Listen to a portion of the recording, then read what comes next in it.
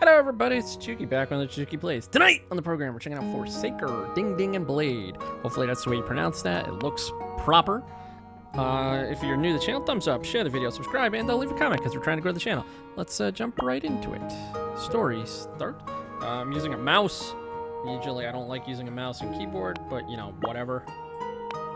Please complete the pre-chapters. Okay, it looks like there's 3 characters. I don't know how long we're gonna go. We might do an hour, 45 minutes. The plot is divided into 3 states, namely, unlocked state, there will be a lock mark on the cover, pending viewing status, there'll be a viewing icon on the cover, click to enter the corresponding plot, viewed status, display the cover, click to enter again.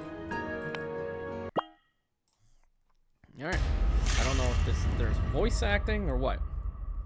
Prologue, Glowbugs.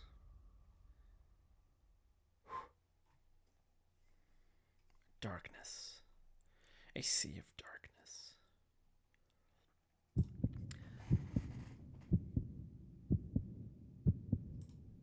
A faint knocking sound echoes from afar. I thought that was a heartbeat. It's like a heartbeat, a drum beat, or a knock at the door. Dong, dong, dong. Knocking at the door of fate. When I think about it now, I guess that day was some sort of fateful day. Deep writing right there. But those living through it didn't know. They could only sit there and take whatever bad luck came their way. Or, dong, dong, dong. The knocking fades away like a receding tide, replaced by a human voice calling out. Ian! Ian! Ian!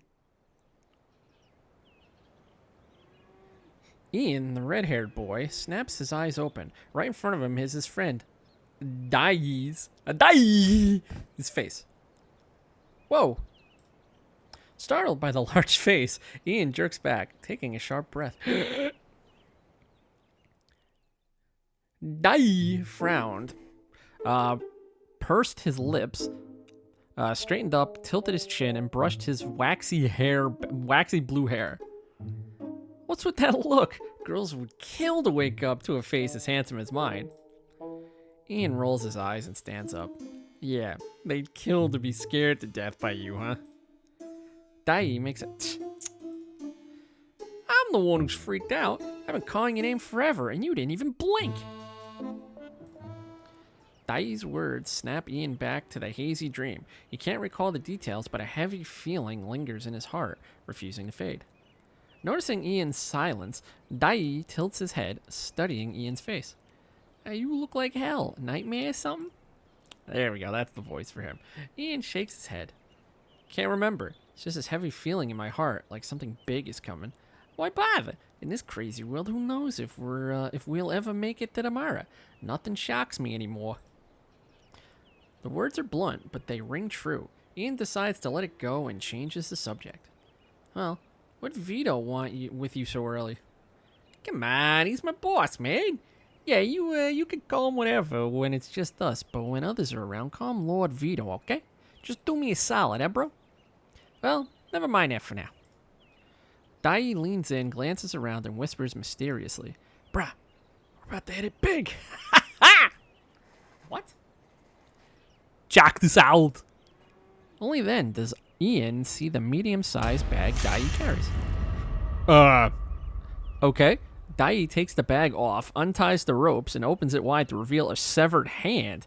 The thumb and fingers curl together. It's like a monkey's paw, but the index finger sticks out, pointing straight at Ian's face. Like that meme with the cat, with the girls and the cat.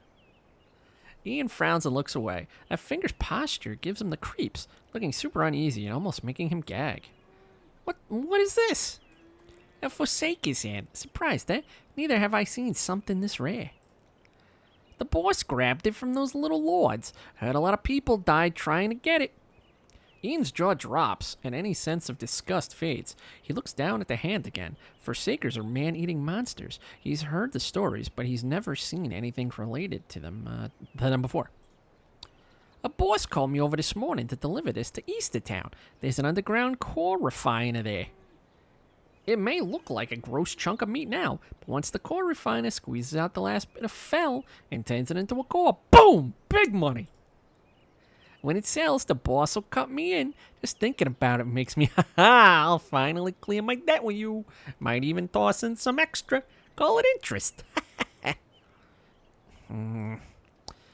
Since when do you get such sweet deals? Does your boss usually send Wild Dog and his guys for stuff like that? Excuse me. I just told you, remember? Some died during the grab. It was Wild Dog and his guys. Oh, man. Hey, what's that supposed to mean? A guy as talented as me? I'm meant for bigger things. Just you wait. Dai ties up the bag and continues. Why the long face? What do you take me for? A chump. I'm just the boss's errand boy, doing the grunt work and scraping by. Never messed with anything dirty. I'm not Wild Dog in his lot. Not one of them has clean hands.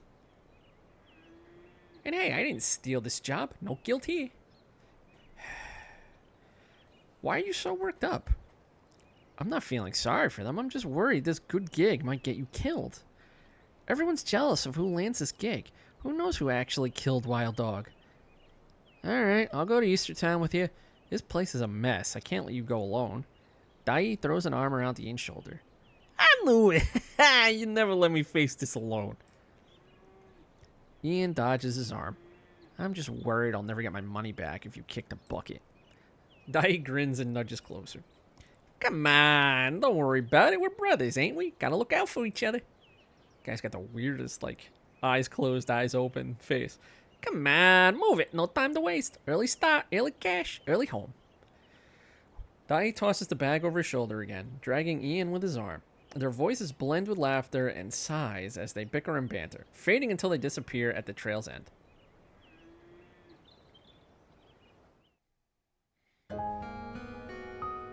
Alright, well that was the prologue.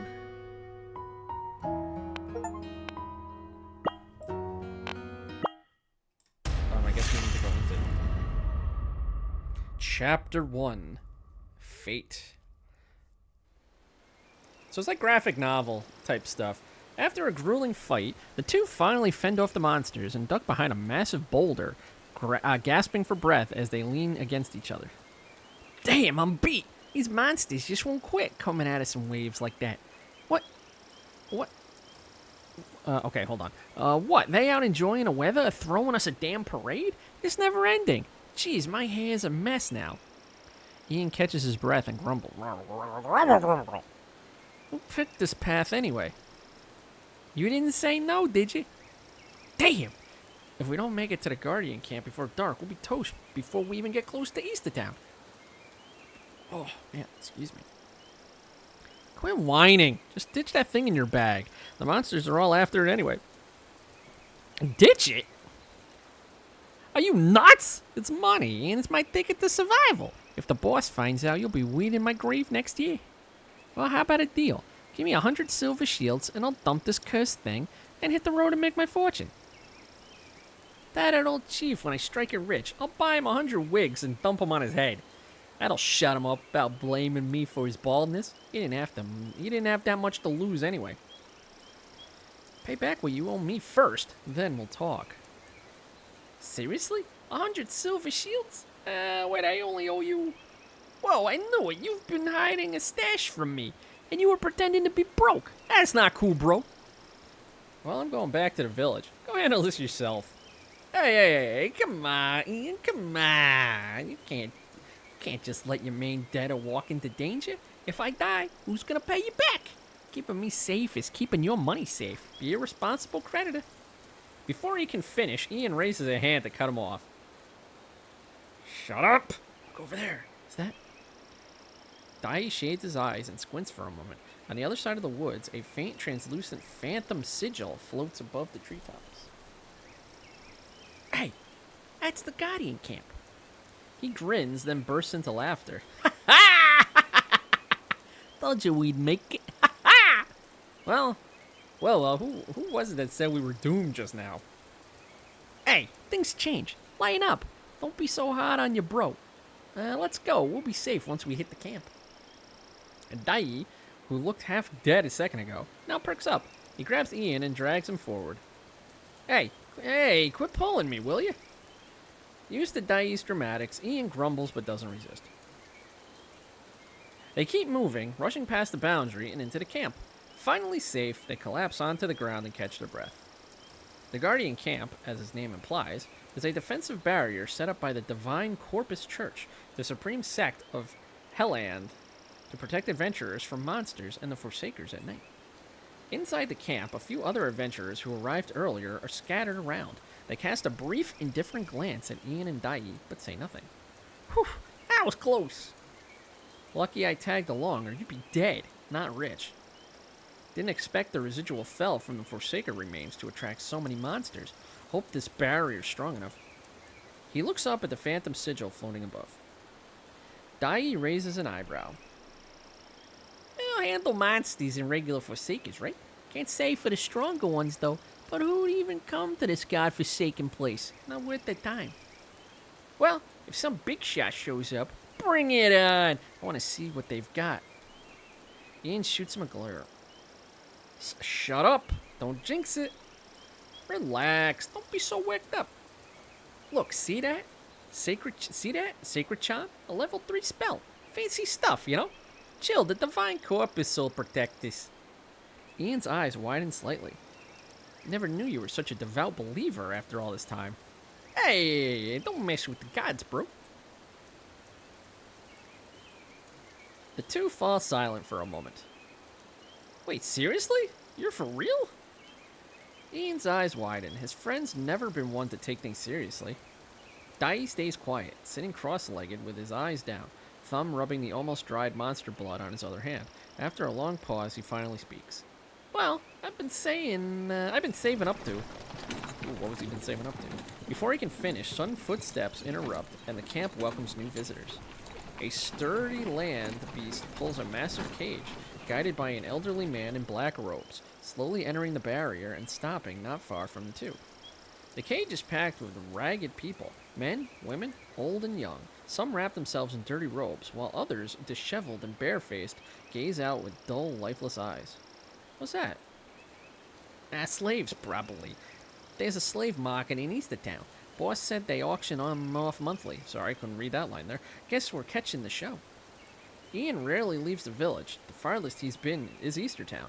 He's seen slaves following their masters in town, but never like this, jammed and crammed in a cage like animals. Gazing at their state, Ian whispers, "No one's born a slave. Were they taken or tricked by slavers?" Dai seems stirred by the sight too, letting out a long sigh. In this cruel world, ordinary folks starve to death one day and get killed the next. It's just dying inside a cage or outside. Dead's dead. No one remembers. Not much different. Dai? Alright, let's drop it. Time for bed. We'll leave early tomorrow. He waves a hand, lying back and resting his head on his backpack. Ian hesitates, then stays silent, his gaze shifting away from the prisoner cart. He stares ahead, lost in thought. Night falls. Night falls! Dai is already asleep, but Ian struggles to drift off. He tosses and turns, trying different positions, but sleep won't come. With a sigh, he sits up slowly. Campfire's out. In this pitch-black night, Ian sees only the vague figures of people lying on the ground, and the prisoner cart's shadowy outline, darker than the night itself. Ian stares blankly at those shadowy figures. The breeze caresses his face, carrying the scent of the forest. With the breeze, a stray glow bug drifts in, its yellow glow flickering and weaving through the air. Wow. Fluttering past Ian's ear and making its way toward the prisoner cart. Ian's heart skips a beat. Oh boy. Yellow glow. It reminds him of the dream from this morning. Ian's grip tightens involuntarily as he watches the glow bug approach the prisoner cart in the shadows, hovering near the rear and floating up and down, refusing to leave. Though faint, the glow illuminates the cart's rear bars. Slowly, a slender arm emerges from the darkness, reaching out between the bars. In an instant, a gleam slices through the darkness. The glow bug dances and weaves its way up, tracing the fingers, wrist, forearm, and upper arm, spiraling like a gentle serpentine embrace. The intricate patterns on the hand, bracelet, and arm flicker and fade, slowly unfolding, drawing Ian's eyes deeper and deeper from his vision straight into his soul. It's a girl! Ian's breath caught. All he hears is the pounding of his heart, echoing loudly in his ears. Dong, dong, dong. His heart is in a vice, struggling to burst with each pounding beat that leaves him dizzy. Ian is overwhelmed, but can't tear his eyes away, gazing deeply into this enigmatic, pale revelation, shrouded in timeless, eternal darkness. The glowbug halts at the edge of the bars, drifting back down the arm to rest on the finger. Not a finger! The finger gently caresses the glowbug, then the thumb and other fingers slowly curl, leaving the index finger extended. Suddenly, it snaps around, pointing straight at Ian. It's the same pose as the severed hand in the bag. Ian's chest tightens in horror, his mind exploding, shattering the enchanting visions and the fluttering glowbug into fragments. He screams and jolts upright, nearly crashing into Dai in front of him. Hey, jeez, what's going on with you lately? Every time I wake you up, you give me a heart attack. What? Ian's still in a daze, the sunlight piercing through his eyes. The place is empty, with no adventurers in sight, and no prisoner car anywhere. Those people last night. Dai shrugs. Gone. Couldn't wake you, boss. We'd have left hours ago. Oh well, guess we're playing catch-up now. Perfect. Come on, speed it up. With the sun high, fewer monsters are out. We gotta move fast and make it to town before dark. Yeah. Ian is still a bit dazed. The prisoner cart, the glowbug, the arm. He can't tell which was real or a dream, or what any of it means. All he can do is follow his friend's lead and keep running.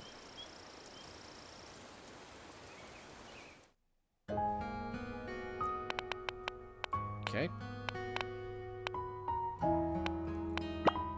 Let me just see here.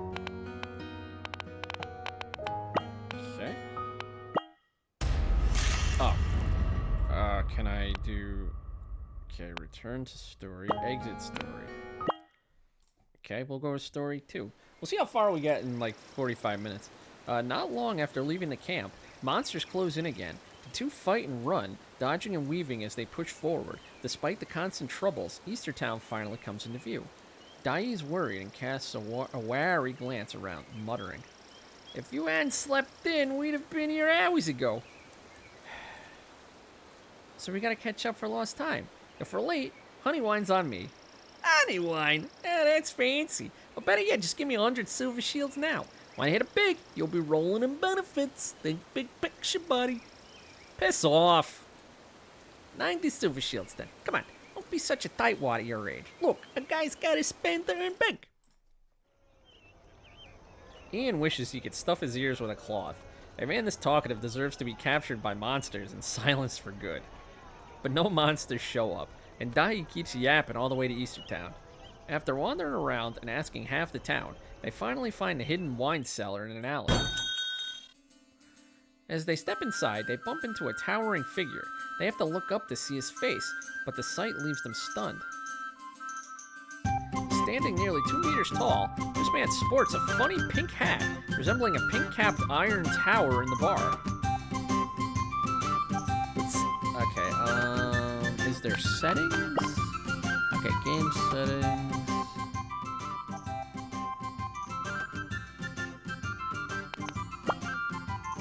Okay, let's see how that works.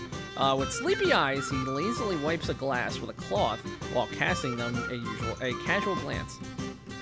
Oh! Hermite! You can't just barge into Hermite's place, boys.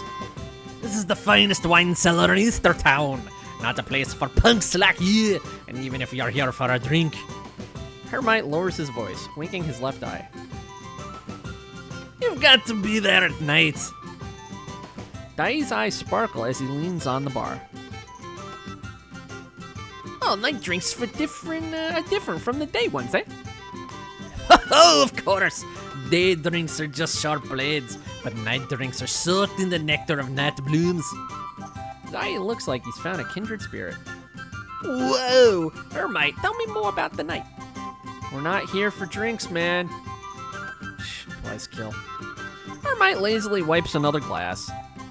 Oh, it's quite a disgrace for non-drinkers to come to a wine cellar and ignore all these fine vintages. Besides, I've got an appointment, but my guest appears to be a no-show. With that, Hermite stretches his neck to take a peek outside. Dai leans in, shoving Ian aside, flashing a big, sincere smile. Well, how rude.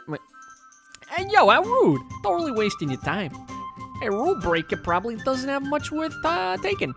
Never mind them. Check this out instead. Dai didn't take off the bag. He just moved it from his back to his chest and pulled open a corner of the bag toward the boss. Now, Hermite leans on the counter and peers inside. Oh, a Forsaker severed hand then. Dai ties up the bag and slings it back over his shoulder.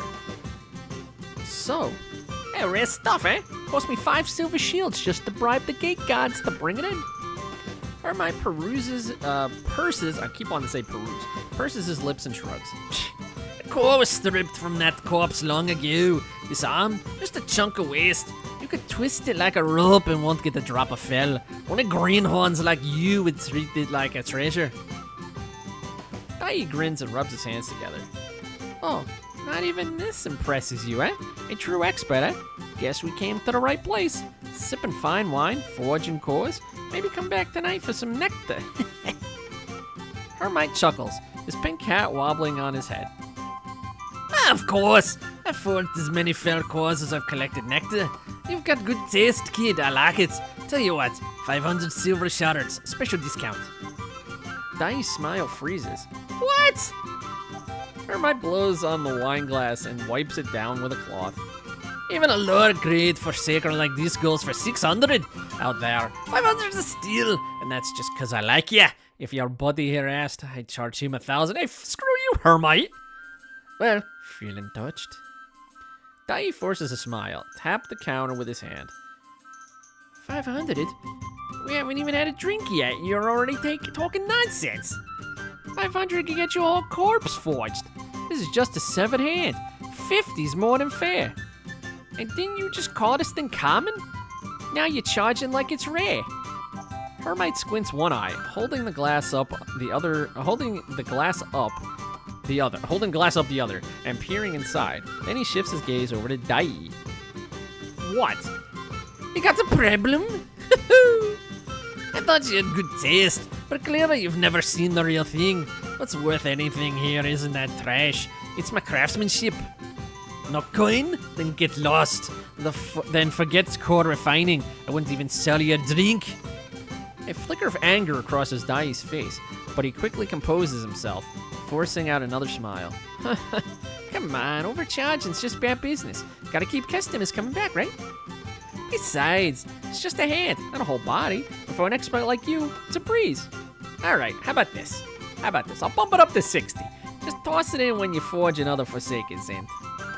Easy breezy time and effort saved. Hermite pulls down his glass and flashes a bright smile at Dai. Aye, such a brilliant idea. Why didn't I think of that? Just trying to help. Make things easier, right? Well, how about you take my job then? Hermite's smile drops, his gaze turning cold. Huh?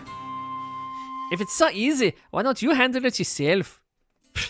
I hate paupers. Especially the clueless ones. Don't bite off more than you can chew. Forget what I said earlier. 800 silver shards, or no deal. 800? Dai's eyes widen. Oh, that's the price. Can't afford it? Get out. That's the rule. Rules, huh? Fine. Use your 800. Take it. Dai's face darkens as he slams his money pouch onto the counter. Hermite glances at the flat pouch but doesn't reach for it. You kidding? That's not even close. That's 800 right there. Count it yourself. Trying to scam me, huh? Looking for trouble? He rolls up his sleeves. Dai chuckles. I paid, right? Don't push your luck. Count it now. If it's short, well, this place doesn't look too safe. I'll keep you safe for a few days and call it even for the protection fee. Hermite's eyebrows shoot up, his hair bristling so hard that it tilts the pink hat. How dare you? A punk trying to shake me down? You think my muscles are just for show? Protect me? You're way out of your league. Dai sneers, pulling out the severed hand and pointing its raised index finger at Hermite's head. Guess I gotta flash some skills, eh? Forging's your thing, but protection, that's my specialty. Hermite swings a fist straight at Dai's face, determined to throw the punk out of his shop. But the fist suddenly stops, caught midair by a hand. Ian holds steady against the massive fist, his gaze fixed on its owner. Boss, we're not looking for trouble, but this hand needs to be forged today. Otherwise, he won't leave. Name a fair price. Let's not make this ugly. A flicker of surprise crosses Hermite's eyes. He didn't expect his punch to be caught so easily, but it's gone in an instant. Good cop, bad cop, huh? Doesn't matter either way. Someone's got to hit the deck. With that, Hermite swings his other fist straight at Ian.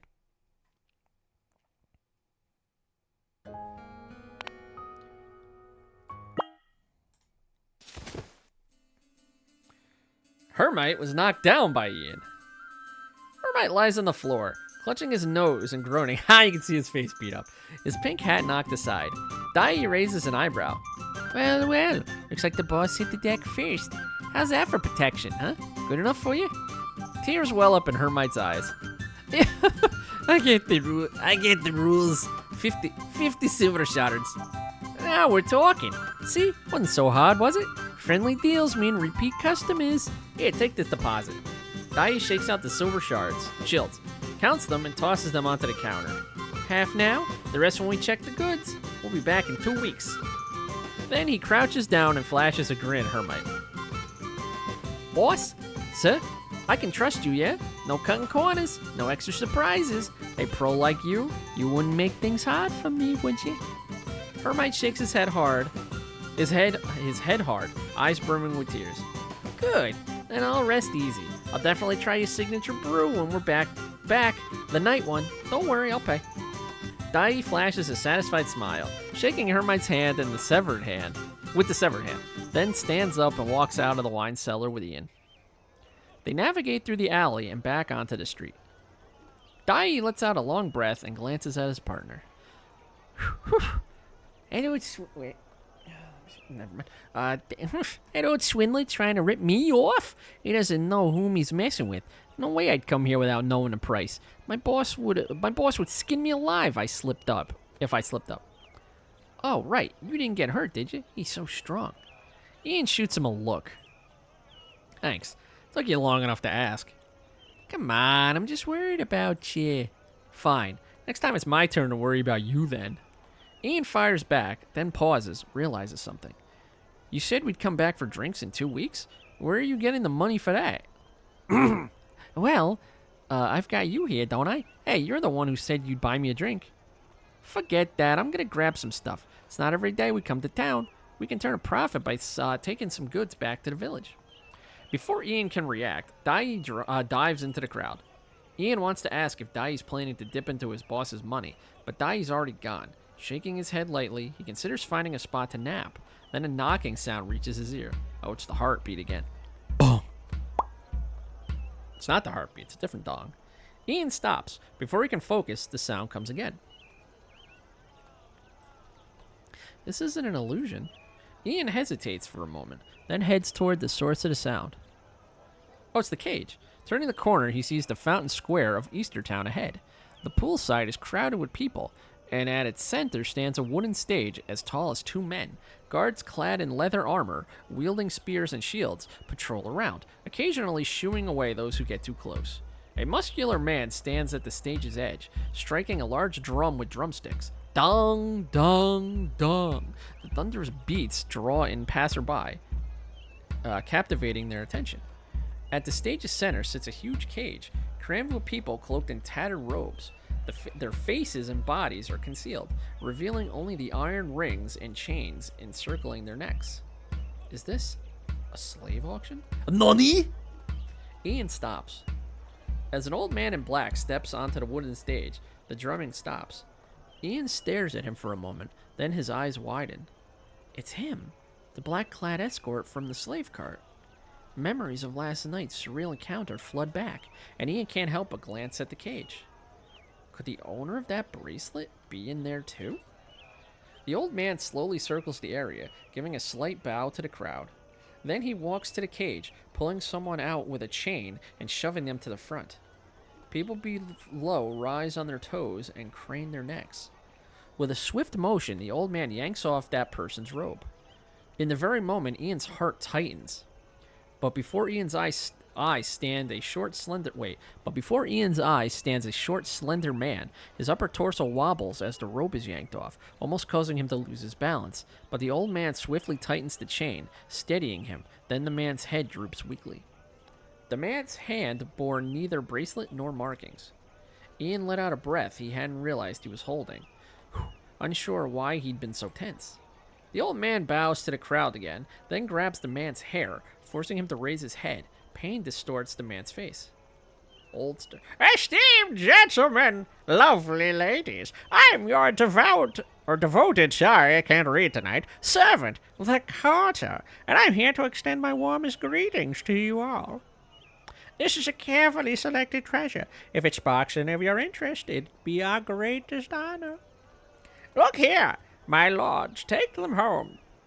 For just 20 silver shields, or perhaps a bit more, you can own this slave and his loyalty. Yes, loyalty. They'll serve you with the eternal devotion, even their life. You'll be his master, his god. Come now, my lords, your humble servants here awaits, ready to bow in the dirt in awe of your generosity, your greatness. What's all this crazy talk? Look at him, he's half dead. Won't even last the day, let alone do any work. Ah, my lords, here's the thing. This man hails from the Red Rock clan of the Banished Land. He might be an unfamiliar face around here, but quite common in the capital.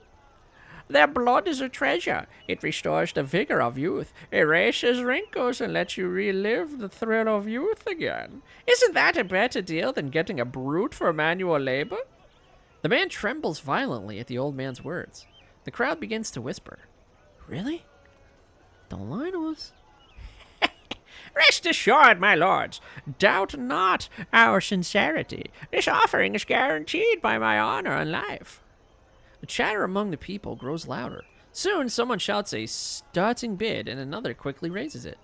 Amid the old man's coaxing and the crowd's growing excitement, the price climbs through several rounds before settling with a merchant from Eastertown. The old man releases his grip on the man's hair, but the man doesn't lower his head. He stays frozen, staring blankly at the sky. The old man bows to the winning bidder. Thank you for your generosity, my lord. Please accept the deepest respect from your most loyal servant.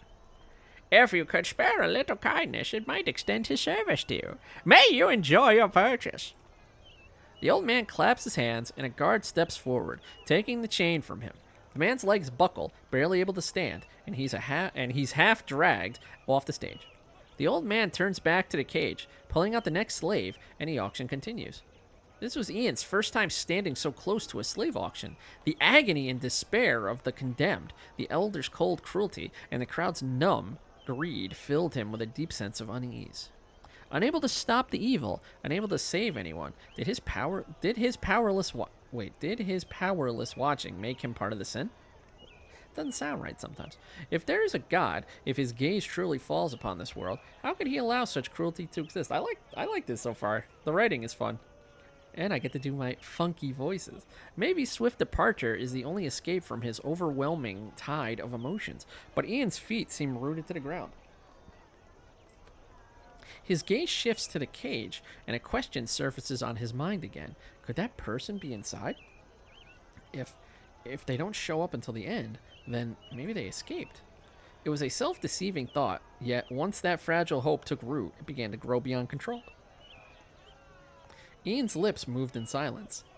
He prayed, even knowing it was a lie he told himself, that the owner of that bracelet would not appear at the auction. Thus, each time the old man tore away a robe, Ian's heart tightened, relaxing slightly when it wasn't that person, only to seize again at the sight of the condemned. As the number of slaves dwindles, Ian grows more tense, his fists clenched, his breath quickening. When only one person remains in the cage, Ian's heart races wildly. The drums strike up again.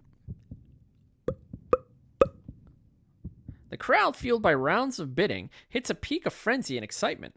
Come on, the next one! The person in the cage slowly rises. This gotta be the girl that he saw. Ian's heart hammers as if trying to burst from his chest, the drum beats growing faster. A chain hangs around their neck, and the old man guides them out of the cage. This time, the old man shows unusual patience, neither forcing nor rushing, allowing them to walk to the stage's center at their own pace. The old man steps forward, gripping the robe, but doesn't pull it off immediately. The noisy crowd gradually falls silent, holding their breath in anticipation. A buzzing fills Ian's ears, making it hard to tell if it's his heartbeat or the drums.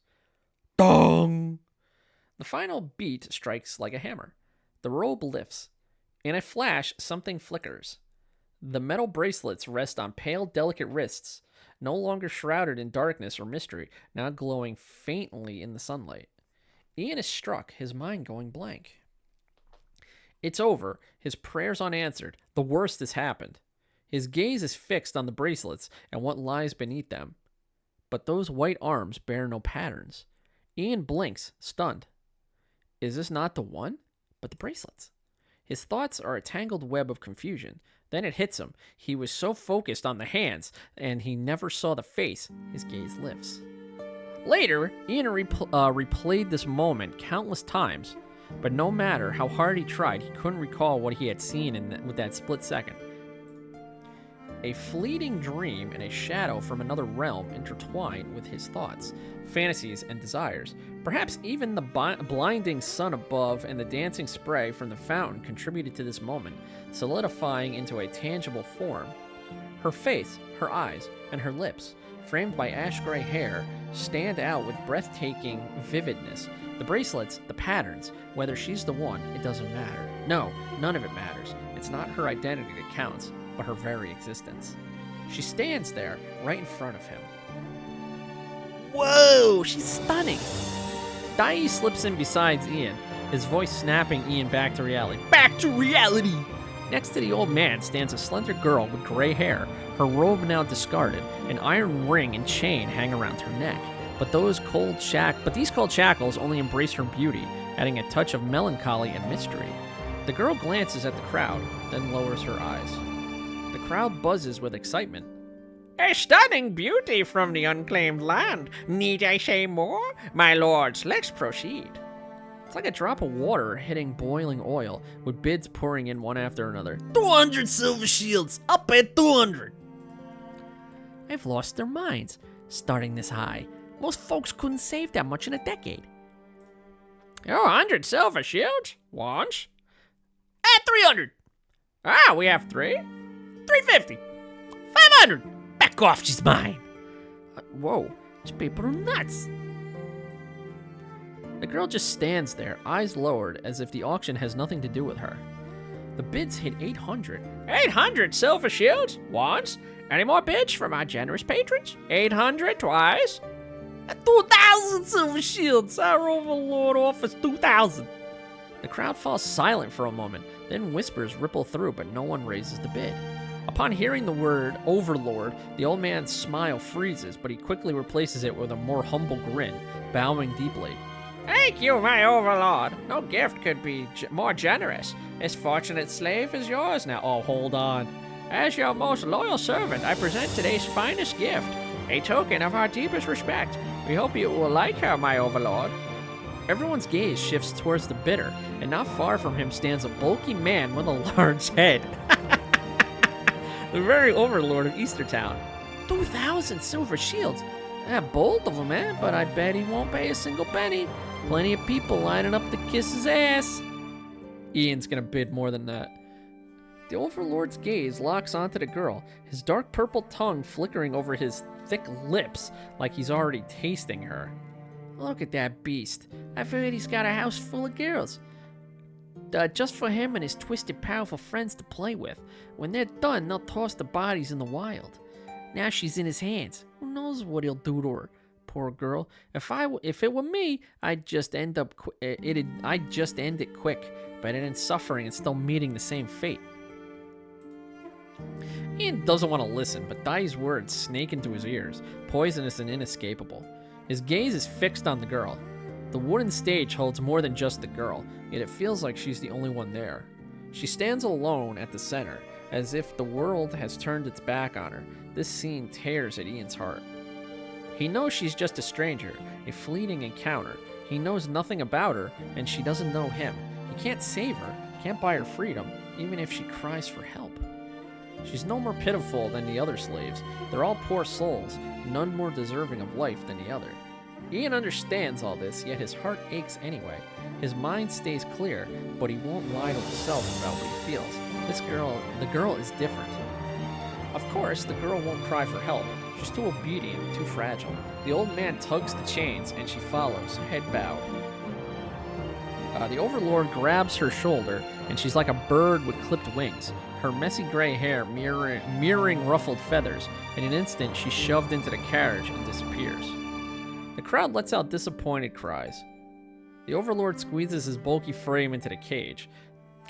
The land beast lifts its hooves, and the wheels start rolling. The ornate vehicle takes a turn and soon disappears at the end of the street. Ian drops his eyes, refusing to imagine what might happen to the girl. Like Dai always says, this world treats everyone equally and cruelly. Souls that pass by can only struggle on their own, too worn to meddle in each other's fates. Dai scratches his face, noticing Ian's distress. For once, he doesn't mock his friend. Instead, he places an arm around Ian's shoulder and gives it a reassuring pat. Some things you just can't change. Let's go. They follow the crowd and leave the square. Ian doesn't recall how we left Eastertown, but he remembers Dai's arm shoving him forward, firm, insistent, not letting him look back.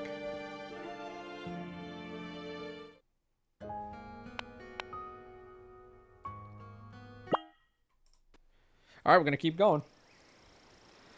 Upon leaving Eastertown and setting their sights on returning to Lufa Village, yeah, I hope it's clean. Yeah, that's right, I said it. The duo unexpectedly finds themselves ensnared in a relentless series of battles with monsters once more. Dai shouts in exasperation, "Ugh, it's so not right. We already turned in that severed hand, so why are there still hordes of monsters? Don't they have anything better to do? Or is my flesh just too irresistible? We're not the only travelers on this road, are we? They could at least change targets and sample a different flavor. You've been lugging it around for ages. Surely you've caught a whiff of its scent by now or something." Oh, don't say such revolting thing. What a revolting development. But it seems like they're not coming for us. Moving away from Eastertown, Ian finally recovers a bit. Yet a heavy stone still weighs on his heart. He doesn't want his friend to see his tension, though. Plus, the present demands their full attention, leaving no room for distractions. Whether they're coming for us or not, there are just too many creepy things around here. It's giving me the chills. Let's hurry up and get out of here. The hell I will. You bought too much. It's too heavy. The two of them are struggling under the weight of several large bags stuffed to the brim. They're not only exhausted, but whenever they encounter monsters, they have to fight while also protecting the bags from damage, making the return journey even more challenging than their arrival. Dai pants heavily, clearly out of breath. Brr, brr. It feels like I'm carrying a mountain now. A golden mountain, though. I've got to buy enough to sell back home, or how else will I pay you back? So, why the complaints, dear creditor? You are not carrying my goods. You're carrying your future riches. You. He barely starts speaking when Dai suddenly lets out a surprise. Eh? What's that? Ian follows Dai's pointing finger and sees several towering trees with lush canopies. The afternoon sunlight filters through the dense leaves, creating a dappled dance of light and shadow on the ground.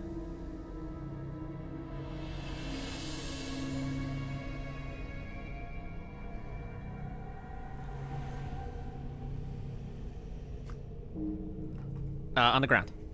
Sorry, phone made a noise. Ian pauses briefly, jogging his memory. Were the trees this big along the road when we went to town? Hey, look! Earlier, light and shadow had obscured their view. Now, drawing near, they find countless monster corpses under the trees. Some with teeth in others' throats, but chests pierced by claws. Others having sneak attacked with tails only to have their heads crushed. Were they killing each other? Ian furrows his brow. The strange behavior of these monsters stirs an inexplicable unease within him, yet Dai, standing beside him, remains silent. The corpses of the monsters form a circle. At the center, nestled in the grass, there appears to be a small sphere of light, but upon closer inspection, it reveals itself to be a tiny mushroom, no bigger than a thumb. The mushroom's surface glows faintly, not from the sun, but from mysterious, hazy sparks of light. These lights drift softly, releasing a fragrant aroma into the air. Were they fighting over the mushroom? For some reason, Ian feels the scent is remarkably similar to the aroma of roasted meat, the kind that drifts from the homes of the wealthy, a delicious smell he and Dai can only dream of. This stirs a ravenous hunger within Ian. After the slave auction, a tight knot in his chest had made eating impossible, but now his stomach feels extremely empty, as if his insides are alive with thousands of ants. The gentle aroma of the mushroom fills the air, weaving an illusion that whispers in his ear. It tells him that only by devouring the mushroom completely and selfishly can he satisfy this intense hunger, or else his own stomach might devour him instead. Suddenly, a sharp pain stabs Ian's foot, making him jolt. He instinctively glances down to find that his grip had unknowingly slackened, causing the goods he was clutching to tumble onto his foot. The pain somewhat distracts him from the gnawing hunger in his belly, and his mind clears slightly. There's something wrong with the mushroom. Before he can catch his breath, the sensation of ants gnawing at his heart surges back, plunging his mind into chaos. No! Ian grits his teeth, swiftly draws his sword, and slashes his arm. As the blade slices through, blood flows, and the sharp pain eclipses his hunger. Seizing his fleeting moment of clarity, he acts without hesitation. He reaches out to grab Dai next to him, eager to retreat swiftly, aware that their fleeting opportunity to escape might disappear at any moment, condemning them to the same doom as those monsters.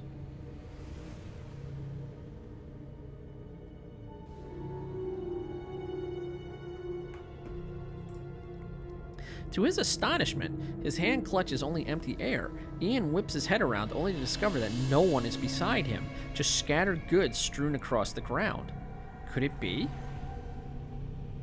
Ian spins around, eyes fixed ahead.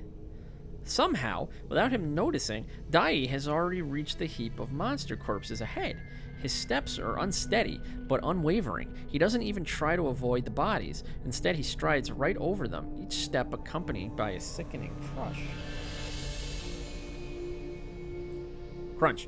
Dai! Dai! He bellows Dai's name, but there's no response. Ian's heart drops. It appears the mushroom has ensnared Dai's mind. He must devise a plan to awaken him. Shouting proves futile. Yet Ian hesitates to approach rashly. If his sanity slips once more, rushing in won't rescue Dai. Instead, both might become embroiled in a perilous battle, just like those creatures had. Without a moment to spare, Dai is already in the circle, a mere step from the mushroom.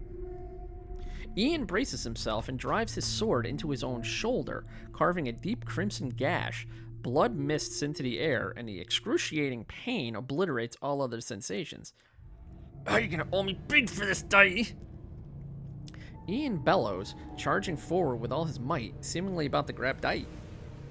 Just as Ian's hand is about to reach its target, it is abruptly halted, unable to extend further. The monsters that had been lying dormant on the ground suddenly leap up,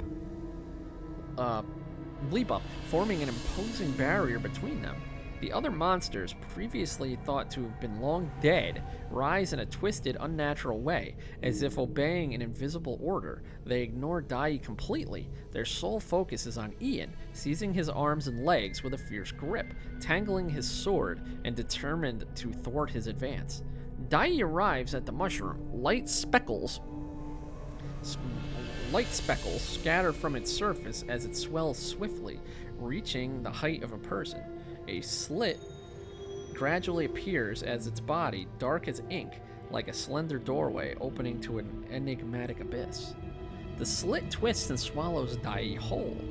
Ian, in a frenzy, slashes his sword through the writhing limbs of the monsters wrapping around him, but even more surge forth. Between the gaps, he catches a glimpse of his friend's face, half emerged from the slit with an expression of endless intoxication. Die! Ian unleashes a piercing roar, so sharp it feels like his very soul is bleeding. Silence answers him. Dai has been utterly devoured. The slit seals shut, and the mushroom convulses, pulsing in and out, trembling violently. A dark red liquid resembling blood slowly trickles down the mushroom's body, seeping into the earth. Suddenly, without any warning, the mushroom detonates.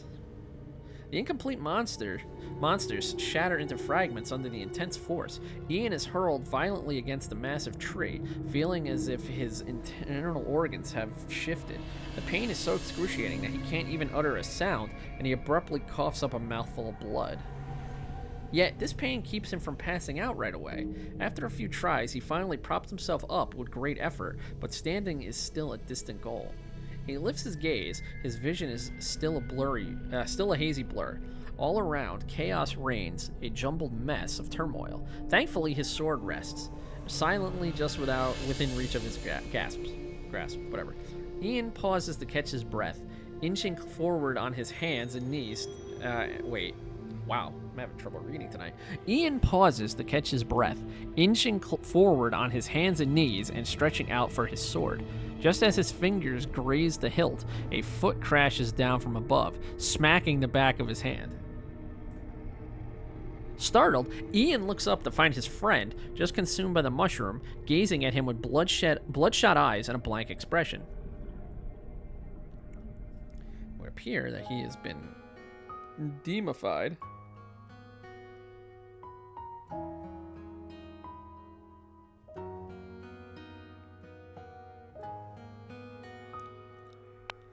Okay, so I think we will do... Let's go back. Let's see. We are not even out of chapter 1 yet, but that's fine. Please complete the pre-chapters. Oh, so this goes... Oh, wow. Okay, so Ian and then the other two. Let's go back here.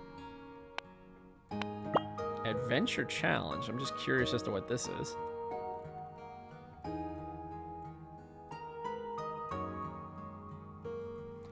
Loading times do take a couple of minutes, unfortunately.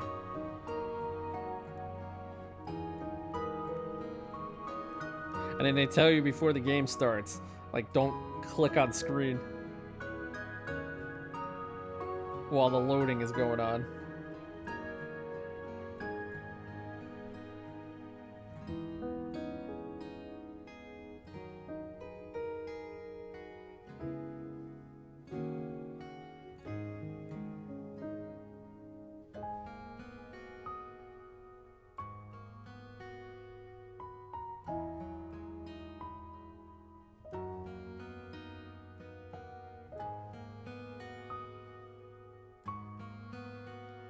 Okay, now let's see.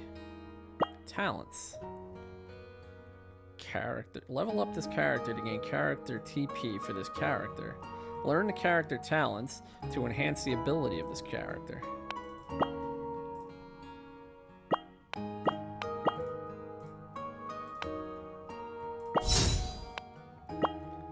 Okay.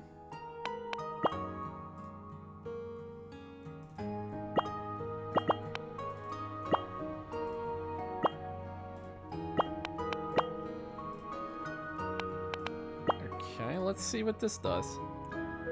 Now that I did that. Because I just want to see what this is. And then I think we will wrap up. Story's getting pretty good. Skip story 1. Alright. Okay, so now this is the art, like I guess the deck building or the card battling. Yes, okay. When a character's action power is greater than or equal to the card's consumption of action power, the card can be used by double-clicking the card or dragging it onto the monster. The maximum number of cards a player can hold is 16, and when the number of cards obtained exceeds this limit, no more cards can be obtained. This is the action power currently possessed, so we have three moves that we can do.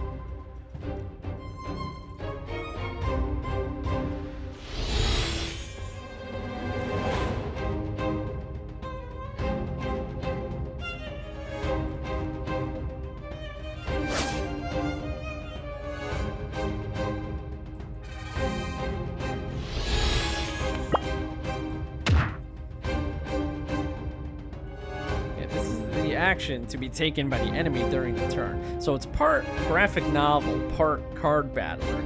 Indicates that the enemy will launch an attack. Indicates that the enemy will respond. The enemy indicates that they will launch a defensive attack. The enemy behavior will have.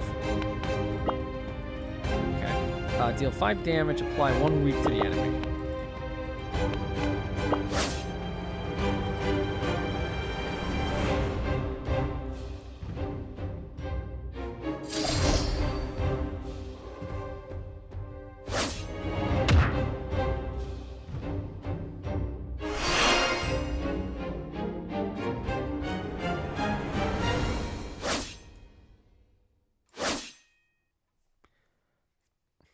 Alright. So that's interesting. It looks like you get level up during the story. Okay. C reward. Select 1 card from the reward below and add it to your character deck. Plus 1 attack card if it costs 0 this turn.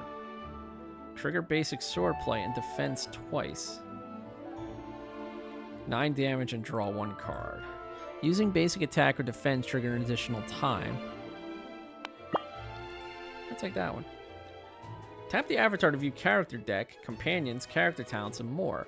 Click on the event node or to trigger different events.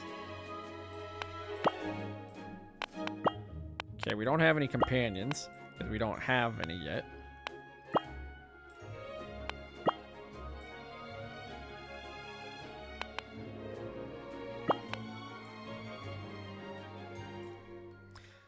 Ah, there's Dai. After triggering the invite companion event, you can invite a companion to join your team. Companions provide various assistance effects during battle.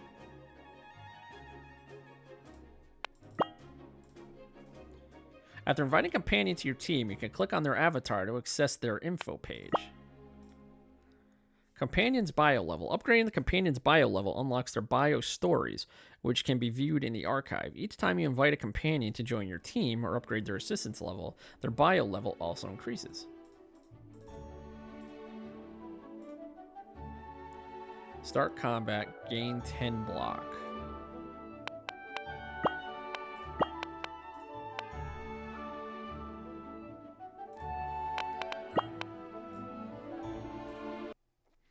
Alright, so we'll do this, and then we'll wrap. Okay, restore 5 HP.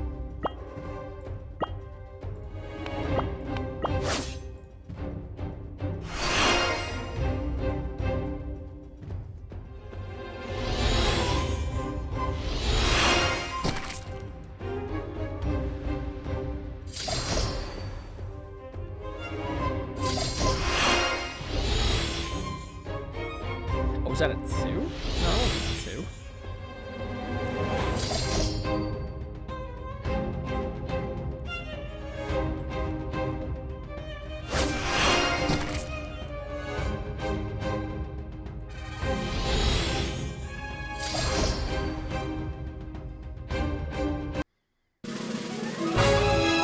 Victory!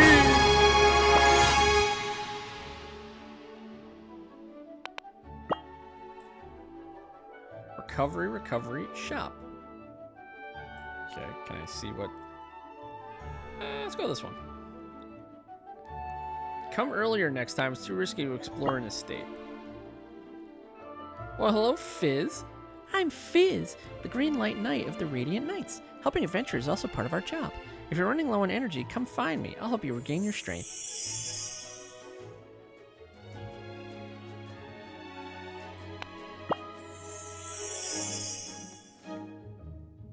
Oh wow, I did that really good. I got 3 recoveries.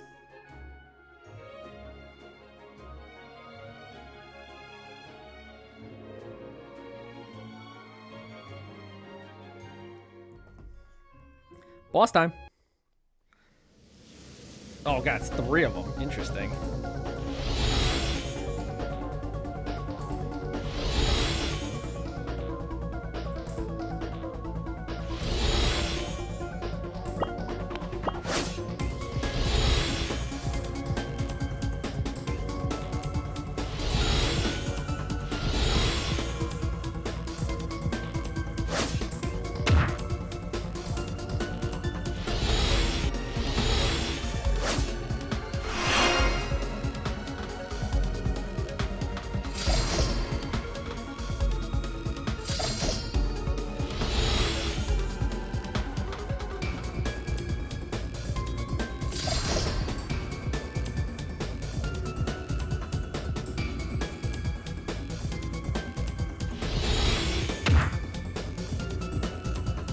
Gotta keep the shields up.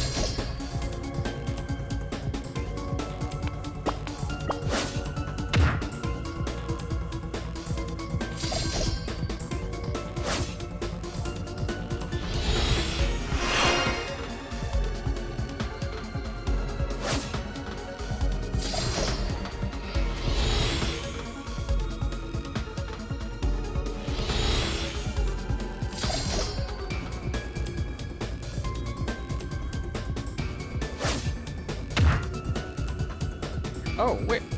I thought I had... I have 24.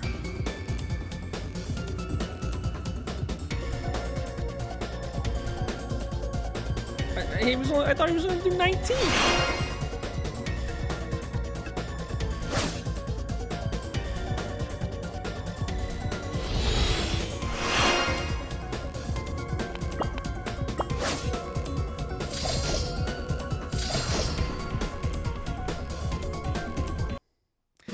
Must have done that math wrong.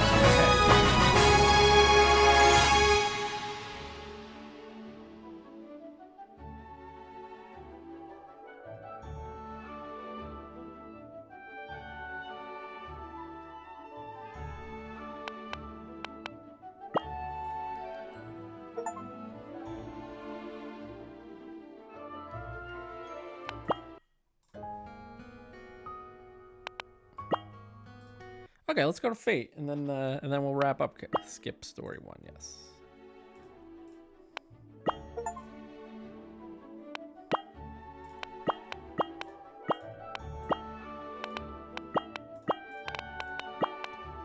Okay, so this. Okay, we don't get TP.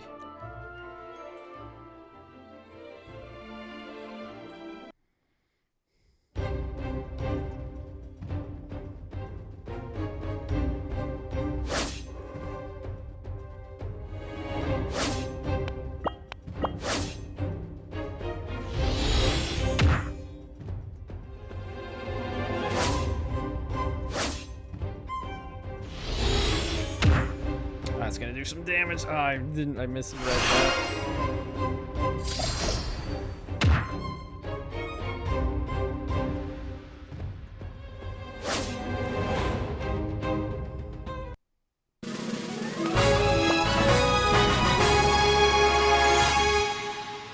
Suffer.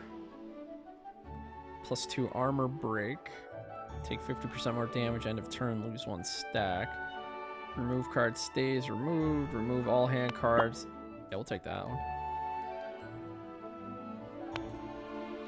Okay. The monsters here seem to fear something. The area feels safe, as if guarded by a divine force. Quick rest might help.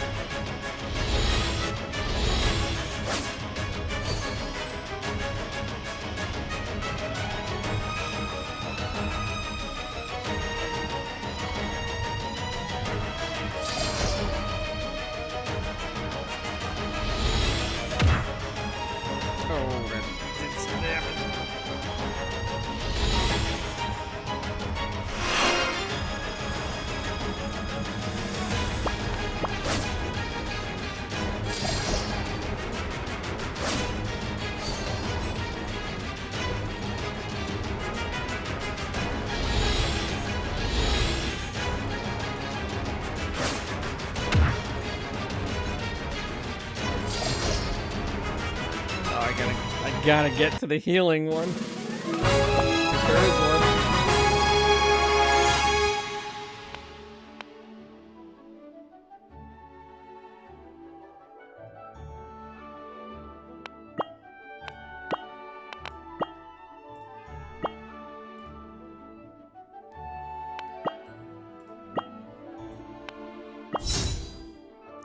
Level up my HP. Yes, please.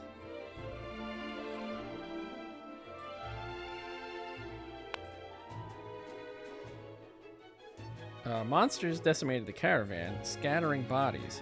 The air reeks of blood and felt. Flea instinct screams, yet a glow from the wagon catches your eye.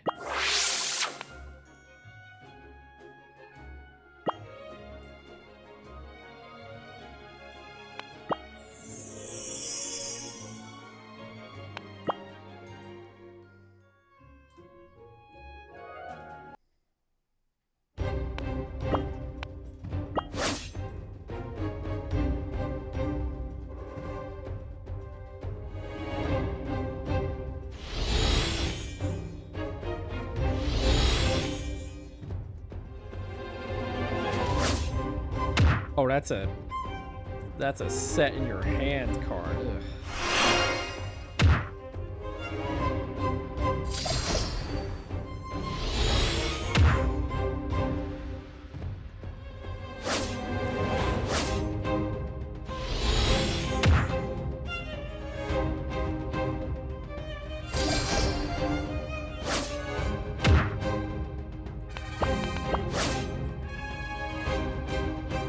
We're doomed.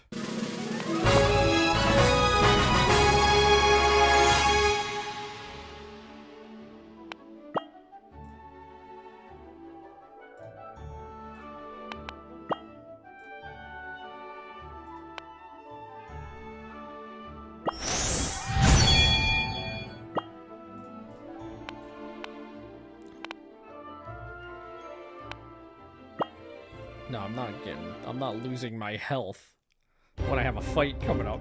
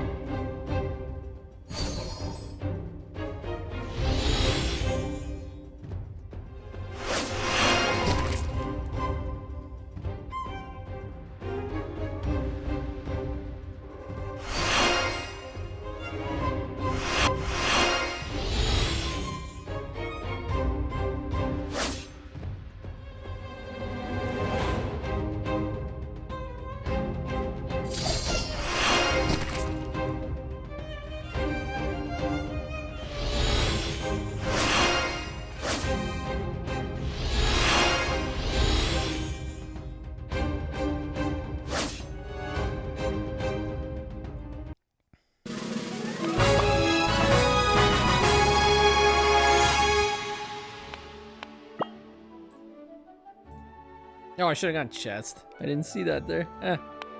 Let's go shop. I'm Fizz, the Green Light Knight. Okay, let's see. What do we have? We have 351 gold. Minus 3 HP. Draw 2 cards.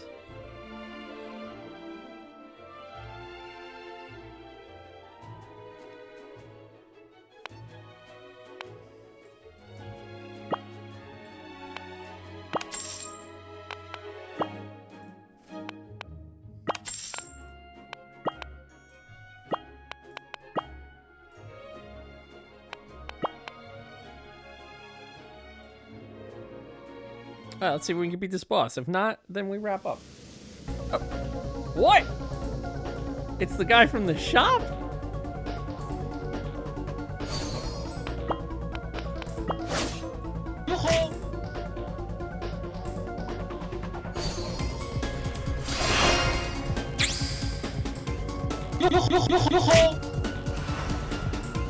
Oh, we are boned.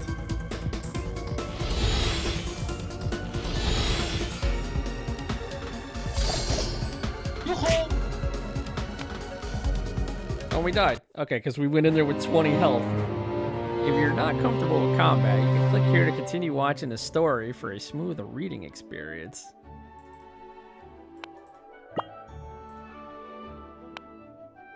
This content is not yet unlocked.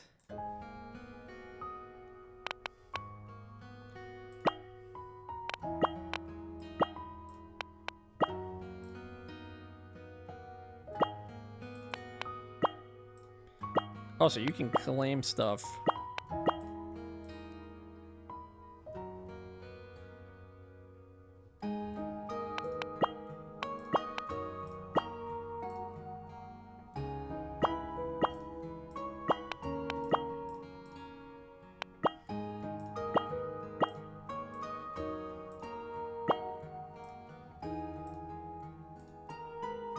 How do I...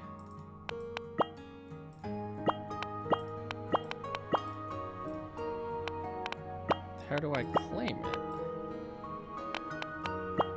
Or do I have to go into... Let me see real quick.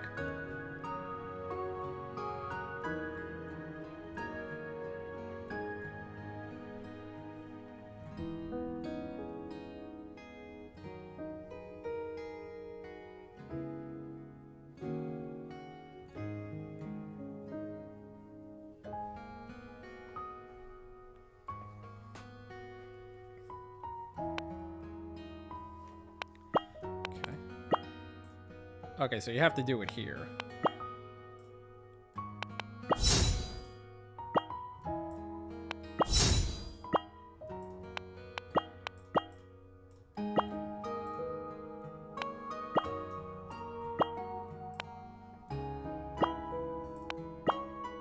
Oh, I don't have any left. Okay, one left here. Okay. So that's how you do it. Alright, well that's going to do it for us for this episode of Chichuki Plays. This has been Forsaker, Ding Ding, and Blade. This is part graphic novel, part RPG deck builder, as you saw. Play the story to learn what the characters are and stuff without the combat. The adventure challenge is the combat. Fun idea, interesting story. Got to do some of my cool voices. Anyway, if you're new to the channel and made it this far, thumbs up, share the video, subscribe, and leave a comment. Deck builder as a comment if you made it this far. My name is Steve. We shall see you in the next one. Laters.